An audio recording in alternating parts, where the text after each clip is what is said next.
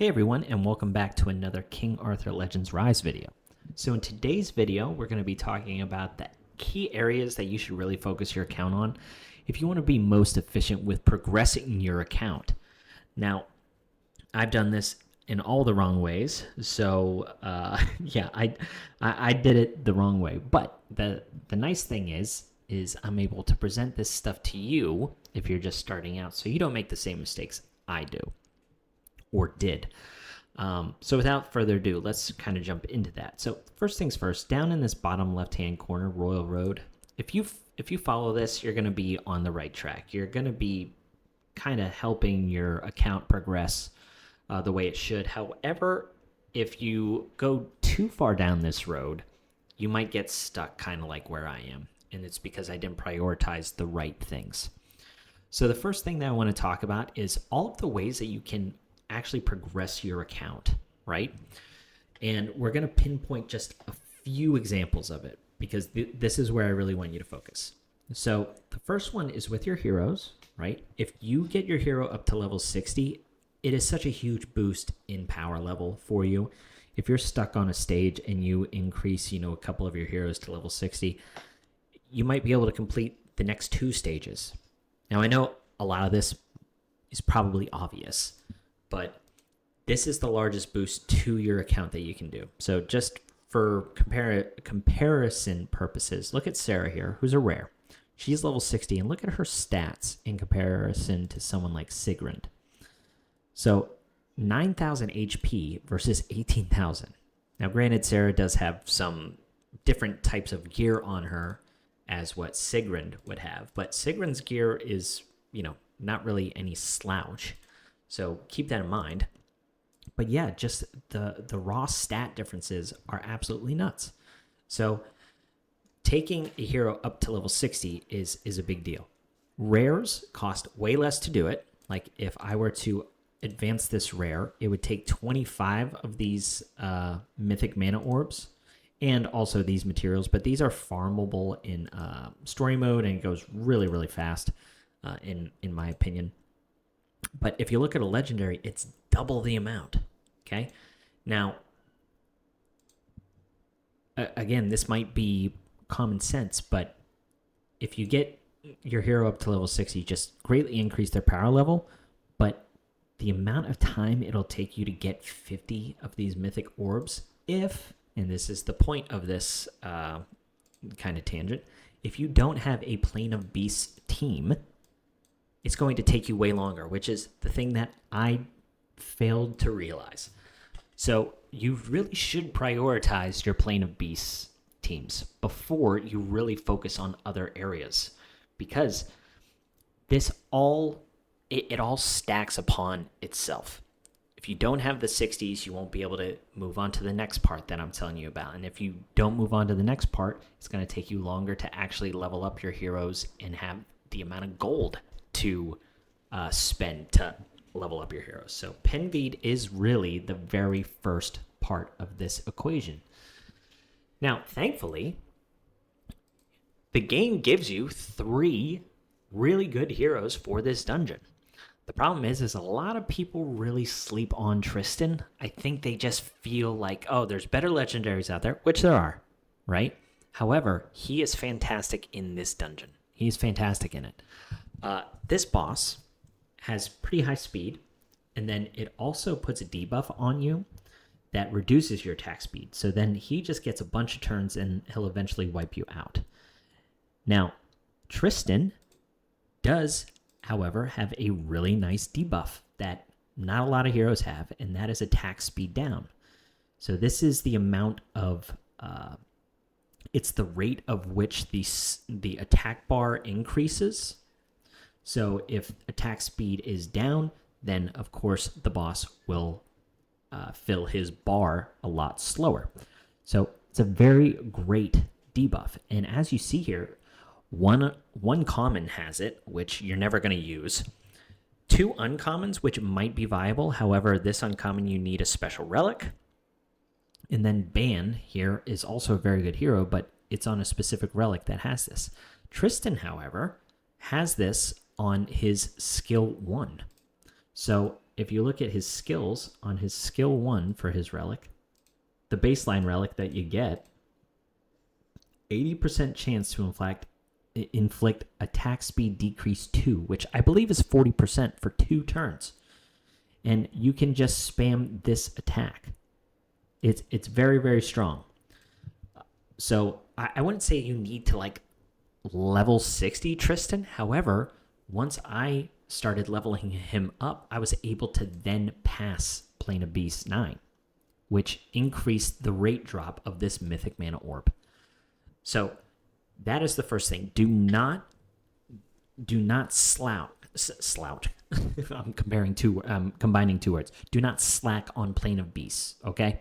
So that's the very first thing. So once you're able to level your heroes to level 60 efficiently, the next thing that you're going to do is work on your Gorgos team, because these experience potions are the way that you actually level your heroes up from 40 to 50, 50 to 60.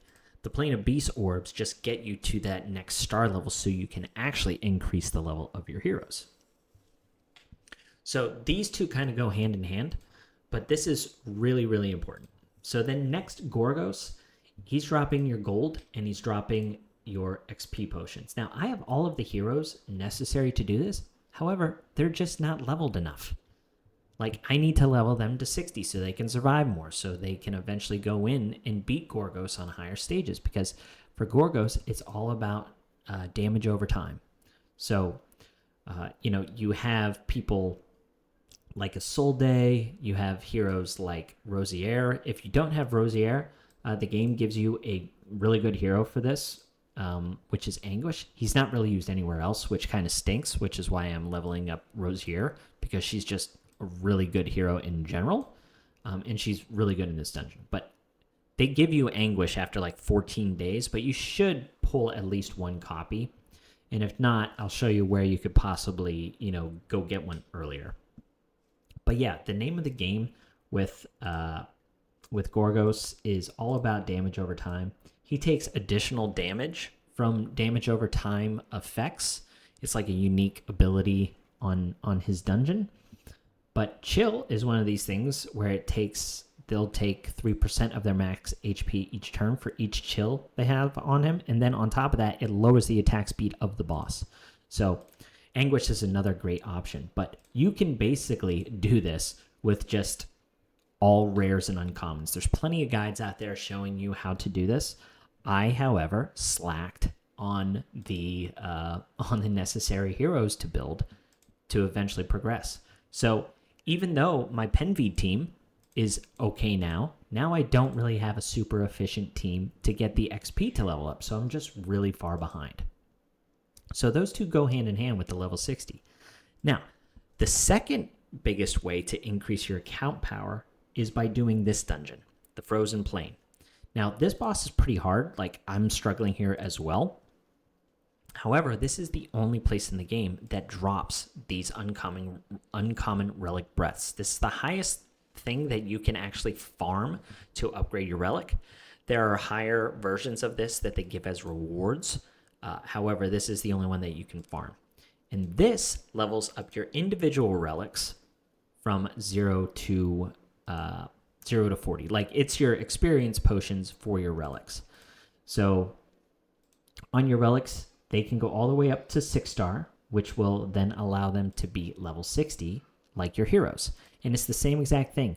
This amount of boost is way more important than the other ways to enhance your heroes. There's other ways to do it, which we'll talk about. It's just so minuscule that the two biggest ones are getting your relics to level 60 and then your heroes to level 60. So if you advance this, you'll see that you get like a little bit of a boost here, right? So you get a little bit of a boost in the attack power, but, and I'm going to show this because I need Tristan to be leveled up. So now it's at 174 and 192, but I can also level it an additional like 70 or 80. So once this actually gets leveled up to 40, it's probably going to be, another 10 or 20 attack. So this is just huge stats. And look at the HP. Like, these are things that you should not sleep on. So there's individual teams as well for this frozen plain. You can always click on this bar graph little button and it'll show you the heroes. So again, Morgan, free hero. Akalon, this is a rare. You have Sarah, which is a rare. Like, these types of teams can go in there and farm at least, frozen plain 3, 2, whatever you're doing. You should try and farm this as much as you can, because the relic strength is the second biggest indicator to helping your account power. So those 3 dungeons, all right? Now, I want to talk about something called ascending, because ascending is important, or awaken, sorry. So that's whenever you turn your gold stars, whether it's on your heroes or on your relics. Whenever you are awakening them, you do get some boosts. So this is another dungeon, but if you see here, you can only awaken, you can only do the awakening once. It doesn't have levels like the relic. It doesn't go from 30 to 40 or awaken +1, +2. So the boost is, 100 here. It's 20 some here. So it's small and it's going to be needed. Like, every little bit counts in this game. However, you see that the amount of effort that you would put from your stamina into this is nowhere near what the amount of power it does for you for the relic being, a higher level versus the awakening. Now, when it comes to hero awakening, this is a little bit different. And the reason why I say this is when you awaken your heroes, you have the ability to unlock certain equipments. So if you go to equipment right here, it shows these 3 little options underneath. So if this person is awakened to a 1-star, you get this unlocked, 3 and 6-star. It's all unlocked here. These pieces are also kind of important because they give some really nice stats that are kind of hard to get on these other areas of your gear. But that's why this is kind of an outlier, because the awakening itself doesn't give you a whole bunch of stat boosts. However, the fact that it unlocks something is important. So if you see here on my Bedivere, he is +3 awakening. And you can see that he's got this additional equipment. So he does have an attack flat rate. This isn't a great piece, which is why I haven't really leveled it up. It's just +12. But you can see here that you have HP, you have effect resistance on this, you have recovery, which is really great for healers. Effect accuracy, this is a huge one. People that are trying to put up debuffs and stuff like that really need effect accuracy, and it's very hard to get this. So if you have the ability to unlock this, you can then have that option. So it does have an optimizer here. That's not what I'm trying to show you. If you want to see what the actual substats can be, if you go to the Forge, you can look at stat info, and the game will actually it will guide you to their website. But from 1 to 3-star equipment, it's kind of just gated. However, if you look at the 4 to 6-star equipment, so let's see here, the keepsakes, that's what we're looking for. So the keepsakes, there's your earrings, necklace, ring. Okay, so your belts, right? So the belt is the first thing that you can unlock. You can get the recovery, effect accuracy, and effect resistance. Very, very important stats for people. The orb, which is the second thing you unlock at 3 awakening, attack speed. Oh my gosh, guys, this is absolutely huge. It's huge. Speed is everything in these games, and it holds true here. Hit accuracy is also really important on your damage dealers, because that's to make sure that they don't weak hit. And then the last thing, your banner, you can get critical strike rate or critical strike damage. As we all know, playing these games, crit rate is pretty hard to get at the beginning, but eventually it's easier to get, and then you'll want crit damage. But Yeah, if you ever wonder like what substats are what, this is a really good resource. You just go to the Forge and hit on stat info. So how do you awaken heroes, right?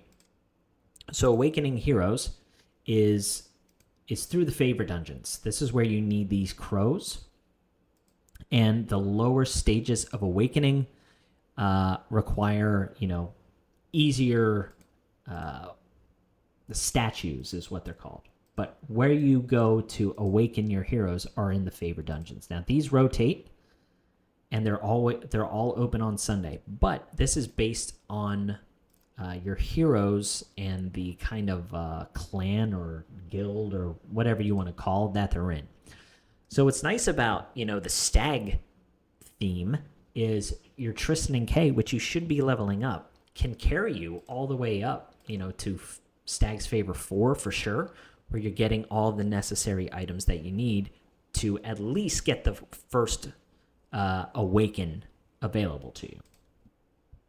So, to recap, these 3 dungeons, certainly the first ones to prioritize on your teams. Go out and look for individual guides on these dungeons, and it will tell you which ones to prioritize, okay? After that, if you want to do these favor dungeons just to unlock the first equipment, that will also help. Then the last thing that you're going to do is you're really going to want to start farming this top gear dungeon. It drops a couple things for you. One, it drops all 3 good gear sets, and gear will be the thing that you're bottlenecked at most because the game gives you like 2-star gear. I don't know why. But you'll want 4-star gear and then eventually move up to 5 and 6-star. But that's going to be a grind because stage 7 of this dungeon is way harder than stage 6. And stage 7 is where you get the 5-star. But if you can get 4-star gear, it's going to be good enough. But on top of that, not only are you farming these gear sets, which, like I said, are all pretty good, but you're going to be farming these crafting materials. Very, very important for you to get one specific gear set that's going to help progress your account tremendously. And that is the Vigor set. So the Vigor set, it refills 1 Vigor at the start of the turn. This is huge for support heroes. For support heroes and healers, because the attack 2 on most of those heroes heal your team, and they'll be able to do it every single turn. So this is a huge set. Now, you can farm the 4 and 5-star items, I think on stage 5 or 6 of the equipment dungeon that I just showed you. But even then, like 3 to 4-star gear is completely doable. You farm these pieces and these pieces within that gear dungeon. These items are given to you daily. You can also craft them in other areas of the game. But what they do is this increases the grade. So this is going to be like the level, and then this one is going to be the rarity. So like rare, uncommon, legendary. So if you use these, you have to click them to use them. It'll boost the rate of which this thing is going to be crafted. So again, same thing. You can go to the website and look at what those actually do. So they boost it up like 5% or whatever. So yeah, those are the 4 steps, guys, that I think you should really be taking. To recap, these 3 dungeons. Okay, really prioritize them. Oh, and one other note actually is if you have teams for these dungeons, it just so happens that the clan raid bosses are all of those bosses. So you're going to be able to perform a lot better for your clan if you have those teams built already. All right. And then the 4th step is starting to farm this dungeon as high as you possibly can to get all of those materials to start crafting the Vigor gear, which will then in turn allow you to eventually farm stage 7, so on and so forth. But that's how you spiral. Okay, guys? So I hope this helped. I know it was a lot. And just to celebrate I guess, the long video, we're going to do a 10 pop here. So let's see what we get. I've been on a pretty good roll with being lucky with legendaries. So I don't expect this to be... Okay, so just a rare. Okay, and a pretty bad one. So anyway, we're 0 for 2 whenever we're recording. But anyway, that's all I got, guys. I hope you enjoyed. Hope it helped. And I'll catch you on the next one. See ya.